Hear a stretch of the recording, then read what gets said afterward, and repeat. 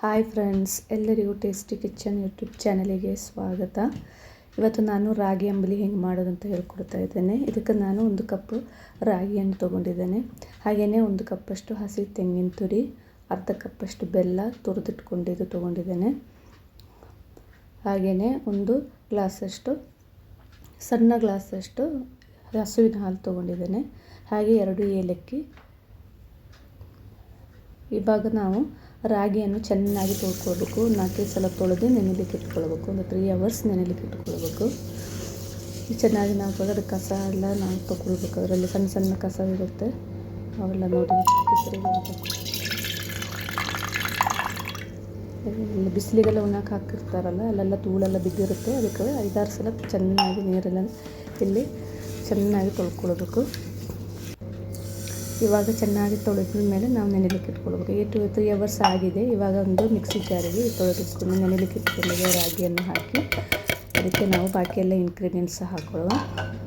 ಇವಾಗ ನಾನು ಹಸಿ ತೆಂಗಿನ ತುರಿ 1 ಕಪ್ಪಷ್ಟು ಹಾಕ್ಕೊಂಡಿದ್ದೇನೆ. ರಾಗಿ, ಹಸಿ ತೆಂಗಿನ ತುರಿ, ಹಾಗೆಯೇ ಏಲಕ್ಕಿ 2 ಏಲಕ್ಕಿ ಹಾಕ್ಕೊಂಡಿದ್ದೇನೆ. ಇವಾಗ ನಾವು ಅದಕ್ಕೆ ನೀರು ಬೇಕು ಅಷ್ಟೊಂದು ಹಾಕಿ ಚೆನ್ನಾಗಿ ರಾಗಿ ಹಾಲನ್ನು ನಾವು ತೊಗೊಳ್ಬೇಕು. ಗ್ರೈಂಡ್ ಮಾಡಿದ ಮೇಲೆ ಈಗ ನೋಡಿ ನಾನು ರಾಗಿ ಹಾಲನ್ನು ಸೋಸ್ಕೊಳ್ತಾ ಇದ್ದೇನೆ. ಇವಾಗ ನೀವು ಬಟ್ಟೆಯಲ್ಲೂ ಸೋಸ್ಕೊಳ್ಬೋದು.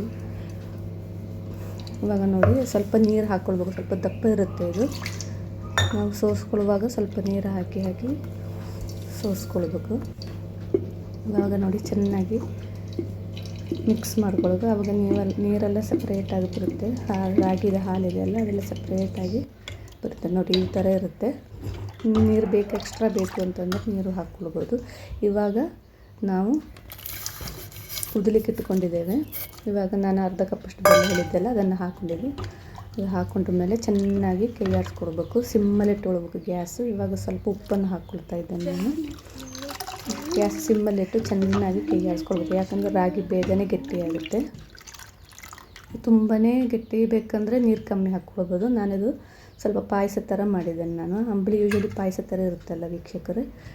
ಇವಾಗ ನೋಡಿ 1 ಲೋಟಷ್ಟು ಇದು ಹಸುವಿನ ಹಾಲು ತೊಗೊಂಡಿದ್ದೆಲ್ಲ ಅದನ್ನು ಈಗ ನಾನು ಲಾಸ್ಟಿಗೆ ಗ್ಯಾಸ್ ಆಫ್ ಮಾಡಿದ ಮೇಲೆ ನಾನು ಹಾಕಿ ಚೆನ್ನಾಗಿ ಮಿಕ್ಸ್ ಮಾಡ್ಕೊಳ್ತಾ ಇದ್ದೇನೆ. ಇವಾಗ ನೋಡಿ ರಾಗಿ ಅಂಬಲಿ ರೆಡಿ ಇದೆ. ಕೆಲವರು ರಾಗಿ ಮಣ್ಣೆ ಹೇಳ್ತಾರೆ, ಕೆಲವರು ರಾಗಿ ಅಂಬಲಿ ಹೇಳ್ತಾರೆ. ಇದು ಮಕ್ಕಳಿಗೆ, ಸಣ್ಣ ಮಕ್ಕಳಿಗೂ ದೊಡ್ಡವರಿಗೂ ತುಂಬಾ ಹೀಟ್ ಆಗುತ್ತಲ್ಲ, ಅವರಿಗೂ ಯೂಸ್ ಮಾಡೋದು ಡೈಲಿ. ನಿಮಗೆ ಇಷ್ಟ ಆದರೆ ಲೈಕ್ ಮಾಡಿ, ಕಮೆಂಟ್ ಮಾಡಿ, ಸಬ್ಸ್ಕ್ರೈಬ್ ಮಾಡಿ. ಬಾಯ್.